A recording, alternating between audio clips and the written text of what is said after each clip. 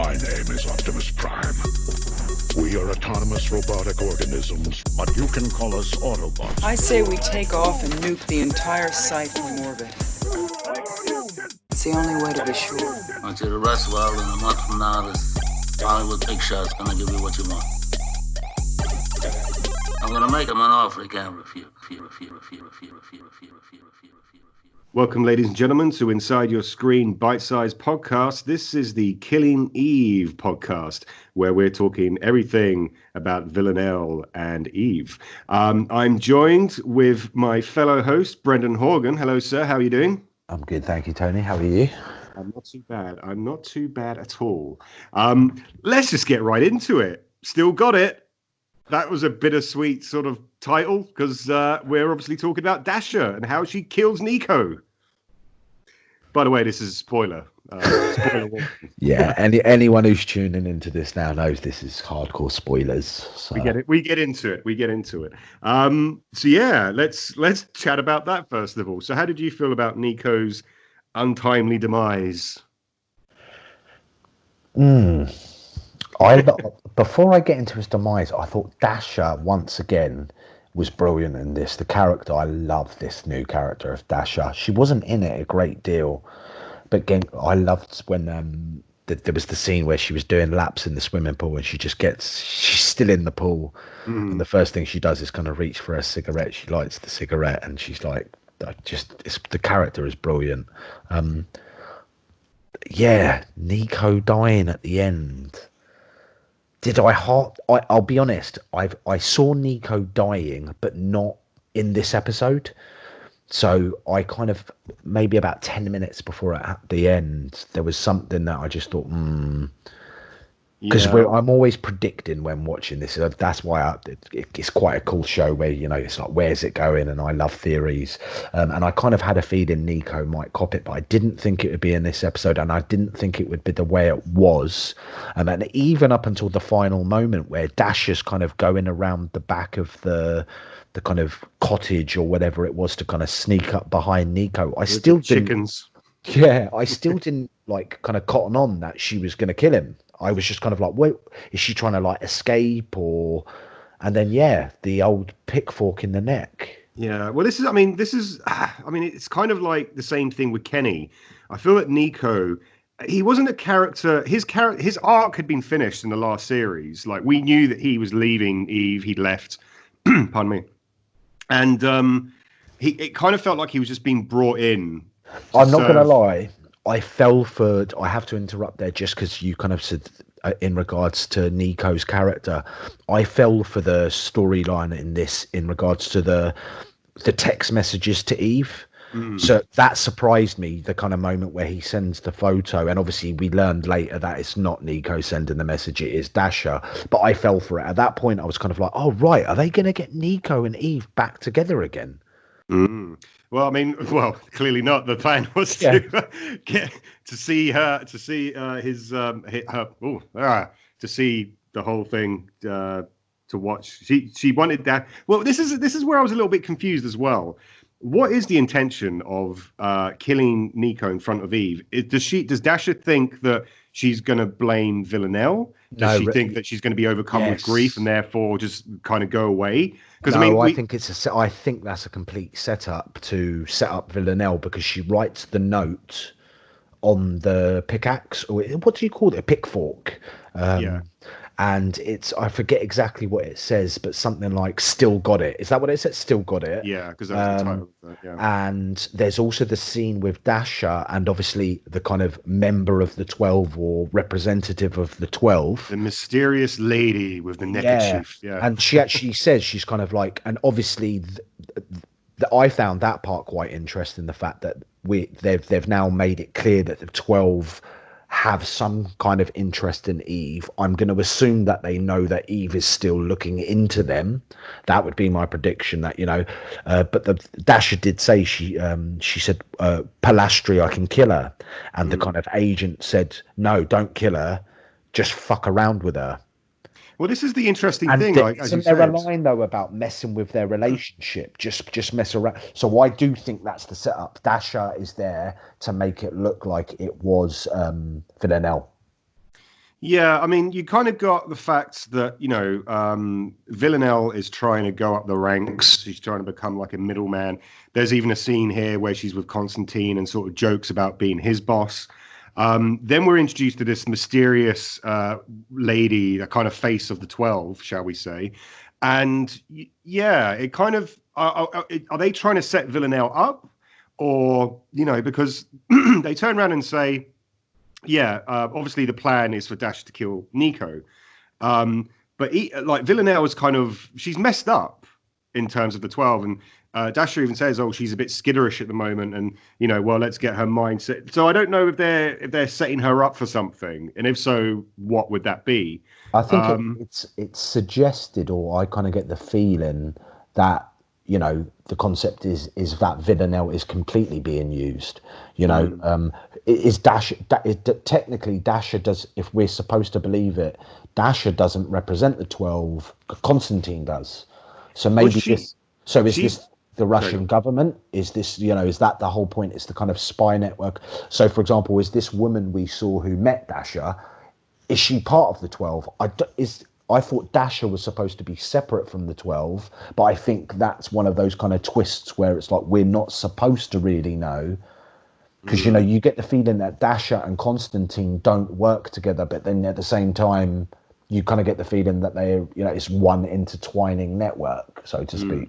Well, there was kind of the scene, obviously, where, she's chatting with the mysterious 12 lady, and Dasha, she looks fearful. Like, so there is, I don't know if that's just been played off to the audience to kind of make us feel that, that she is a threat, she is a kind of, and the fact that they reference Eve in that conversation would suggest it is the 12, because that's obviously the concept of the story is Eve is trying to find out who the 12 are. So there was a new kind of narrative arc that they used in this episode. Instead of telling us what country we're in, we actually had like chapters of some of the characters. Did that work for you, Brendan? Do you felt like having, there was a lot of time jumping going around. There was a lot of jumping in terms of countries and where people were. They did play with the timeline, and they did play with the kind of headings. What do you call that? The big kind of... But like you said, instead of the usual kind of to start with the country, like it would come up like Turin or the town or whatever, it came up with Nico and it came up with Villanelle and Eve and they did play around with it. So it was interesting. I found it interesting. And it was it wasn't until later on where I realised those were obviously the introductions of these time skips. So, they kind of jumbled around with the timeline, which I think kind of, it ended well. Because if I'm honest, I kind of liked the ending. And I like the way that cut from the previous scene. So we'd seen Eve in the middle. So we'd seen Eve kind of meet Nico, and then we cut back, and it cut the pieces together in regards to the timeline. So I thought that was quite cool. Yeah. So I mean, let's rewind then a little bit. So we were talking about in the last episode. We didn't know if Eve is actually working at Bitter Pill now. Now she's kind of living there. she's kind of just. Obviously, from the last episode where she knew that Villanelle had been in her house, she's kind of staying at the offices, smelling a bit funky and whatnot. She tells her and Jamie sort of share quite a poignant scene where they sort of sit down and talk about all the bad or the worst things they've done in their lives. Yeah, Jamie lets her, obviously, I'm assuming that's Jamie's house, so Jamie lets her stay with him. Yeah, and we find out that he may have children, or he had children, but they're not there. So she almost told him about obviously smashing an axe over a guy's almost did, but then stopped herself. She seems focused on solving Kenny's murder, and there's a bit of exposition that goes into the whole, the connecting the dots of Dasha's murder back in the 80s, I believe it was, or late 70s, and how Villanelle copied that. So she's putting the sort of points together. And on the other side as well, you've got Constantine telling Villanelle to go and kill the widow of Charles Kruger, or the accountant, which was a particularly funny scene, I thought, as well, where Villanelle has developed hiccups, and she goes to like this was it her safe house or a kind of a holiday house or whatnot? Yeah, And holiday home. Widow's a bit upset because they've been together 30 years and they have a bit of a weird sort of chasing around. That And was then so weird. That was. it was funny, but I don't see. I was kind of like, is this funny or is this just weird? It was odd. I'll call it, rather than funny or weird, I'll call it odd. I found that really odd. mm-hmm. But yes, once again, it's another Villanelle kill, and it's another kind of kill that, you know, also you kind of like look at it and go, well, yep, she's killed someone else now, but you also don't feel bad about her killing people. This is the weird thing about Killing Eve, because they're always done in a kind of humorous type of way, or the lead up to the killing is always done in a kind of humorous way anyway. Especially the last couple of episodes, yeah, definitely. So we've got a bit of everyone's running around. What's constant? So in that regard, Constantine's kind of storyline is very strange. What's he up to? We find his daughter. He goes back to Moscow and chats with the daughter, who says he hasn't got a plan or he's in business for himself. And then we see him walking away from Carolyn's house, and maybe Geraldine has a deeper role than we originally thought as well. Well, that's definitely hinted upon. Anyway, yes, that implied, isn't it? Are they implying an affair? If that's the case, my theory of her being his daughter is probably out the window. Not 100%. Could be. I didn't get the affair. I kind of think that Geraldine is maybe a double agent or something. You think? I think she's like, because Constantine is Villanelle's handler, and I think he might be Geraldine's handler, perhaps. And all this kind of like her breaking down and being so emotional over Kenny's death and trying to bond with her mother is just a front. But then why would they have shown the scene with the magnet is that a couple of episodes ago? Because she's probably, you could argue that she knew that the magnet was bugged, and then she's just bugging her mum because she wants to get some information. Okay. They're definitely hinting upon that. They're definitely hinting that Carolyn suspects her. Oh yeah, I mean, there's that the scene in the hallway. Again, Carolyn is just so good. Like, I know you're not overly fond of the last couple of seasons, but Carolyn's character is written brilliantly. Oh no, I mean, yeah, I think in this. See, I'll get to the kind of crux of why I think this is probably the slowest series that we've had in terms of Killing Eve. Yeah. The first two series, the pacing flowed so like fluidly, and you know, characters did things, but they did them for a particular reason. I mean, we're 4 episodes in now, and there's only 4 left, and I still don't think it's kind of found its traction. Do you know what I mean? Yeah, it has. It's still slow. I think. Yeah, it's slow. It should be like. I mean, once again, we've only seen Eve and Villanelle together in one scene, and really the magic kind of happens when they're either chasing one another or, you know, they're there together. So far, there hasn't been much chasing. There's been that one scene where they've met together, but apart from that, it's all very. The 2 best characters and most interesting and the most intriguing to watch in this series so far have been the 2 Cold War veteran female, Dasha and Carolyn. They're the most interesting, hilarious, brilliantly written characters in it so far. And I've had so much enjoyed the show so much more during the periods where they're on screen, as opposed 100% as opposed to Eve. I think Villanelle this season, they've really ramped the kind of, you know, childlike behaviors up to 11 this season. Wow. And yeah, let's talk about Villanelle for a second then. So I mentioned in the last episode that I asked you, like, do you think Villanelle is going through a bit of a midlife crisis? We see her at one point totally distracted, standing in front of a shop, seeing like a mother and daughter, you know, trying out clothes and everything. And Constantine is able to sneak up on her and totally catch her unaware. Then she starts developing hiccups. Constantine gives her the envelope to tell her that, you know, where her family is. She got the hiccups after he gave her the envelope. So it's So the knowing of the family has given her the hiccups. so we'll see. But I mean, yeah, it's so she's gone off back to Russia. This is the very last shot of the episode, is that we see her, and the title that comes up is just home, not Russia. It's just home. So yeah, it's there were once again, like, her baking a cake. You know, the kind of dialogue that she has with Dasha is typical Villanelle. You know, and we're perhaps going to, in the next episode, you were mentioning kind of flashbacks, or, you know, seeing her in a young character. Maybe we'll get that in the next episode now. Maybe Yeah, we'll I get, think I think I probably got my timelines, my episodes wrong. So it looks, I think we'll definitely be getting loads of flashback, I reckon, in the next episode.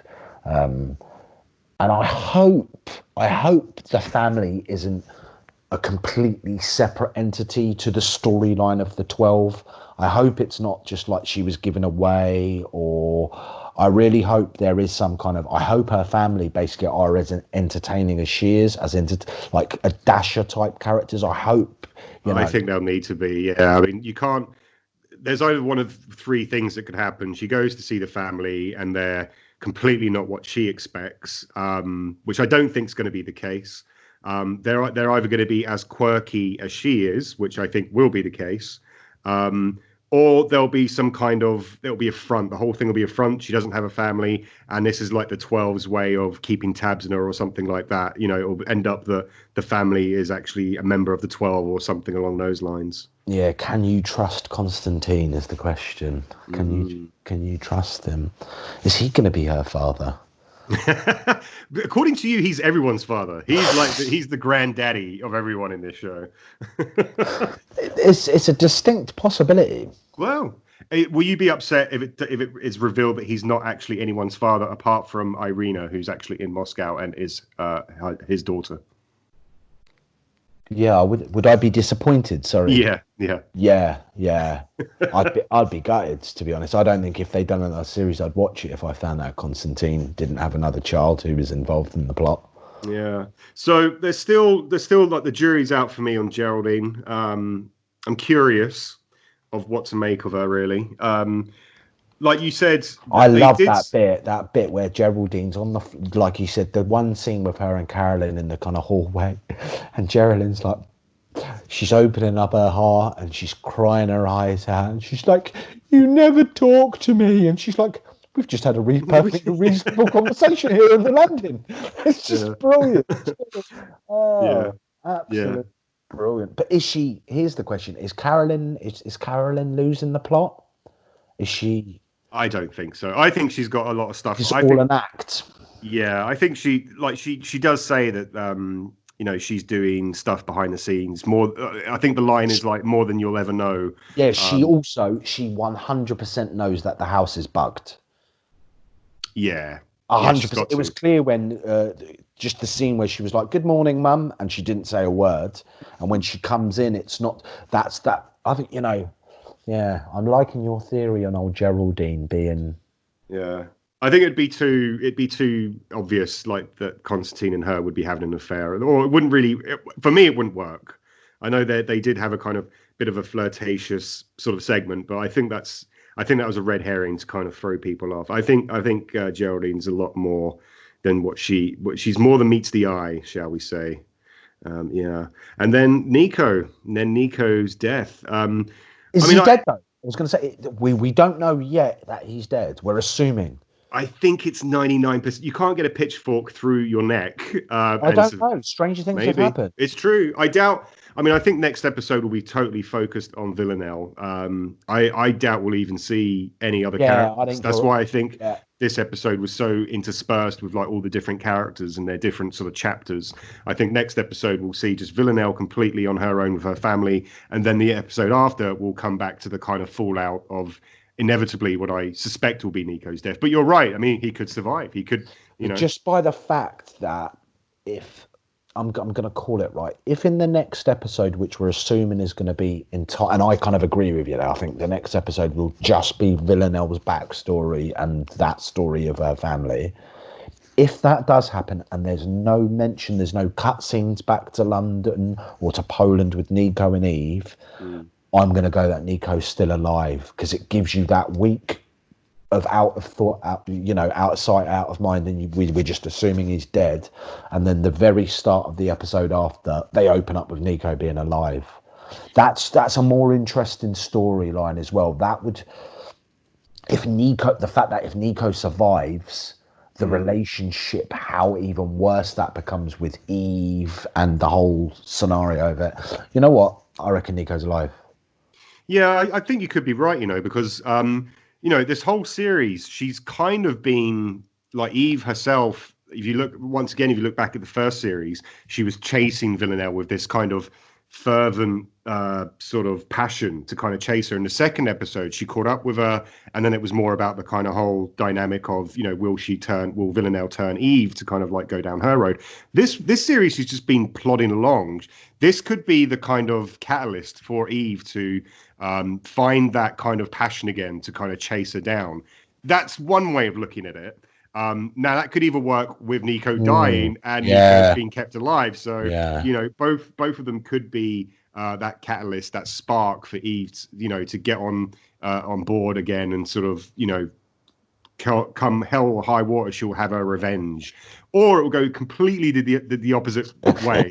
And the grief will, completely make her implode or something. But I think it's going to be the former. I think the grief will rebirth her like a phoenix from the ashes. Oh, you've got the mind working now, because now I'm thinking also you could have the kind of double one where he is alive, but he's kind of in a coma. Oh, yeah. So Eve is just assuming it's Villanelle. So, like you said, Eve goes on that revenge quest after Villanelle, and then it all turning out that, the twist is it wasn't Villanelle, and that kind of. But yeah, the theories could go on forever. Indeed. And what one last thing then, will kind of to cap off this episode. What do you think if Villanelle finds out that Dasha has killed Nico and therefore, hurt her love interest in that respect? How do you think she'll react to Dasha? I don't think she'll care that Nico's dead. I think it will more be the fact that Dasha's tried to set her up, because that's where I think that is the case. So yeah, I think there could be a really good fight scene there. Hopefully that'd be cool. Dasha versus Villanelle, the old school versus the new school. Ding ding. Yeah. But yeah, I don't think Villanelle will care much about, because when she heard that Nico had left her anyway, she was really happy. So well, she was like, "Oh, the mustache is gone," but that was only because of the fact that she thought if Nico's out of the way, that opens her up for Eve. Exactly. So if Nico's dead, that opens her up for. But then if Eve thinks, or if Villanelle thinks that Eve killed her, then obviously, that's not going to. Villanelle thinks that Eve killed. Yeah. Well, Eve's going to think. Eve doesn't know who Dasha is, does she?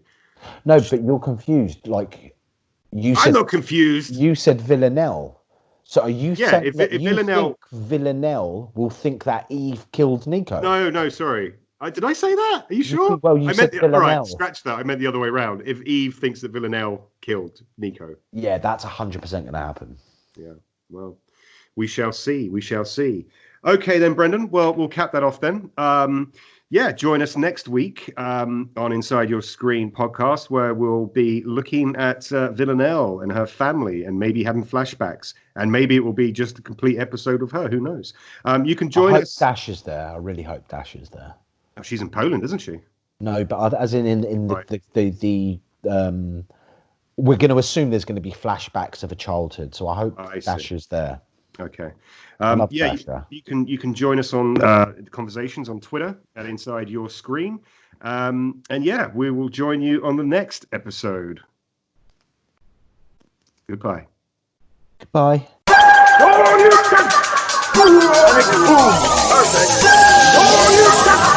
Inside Your Screen.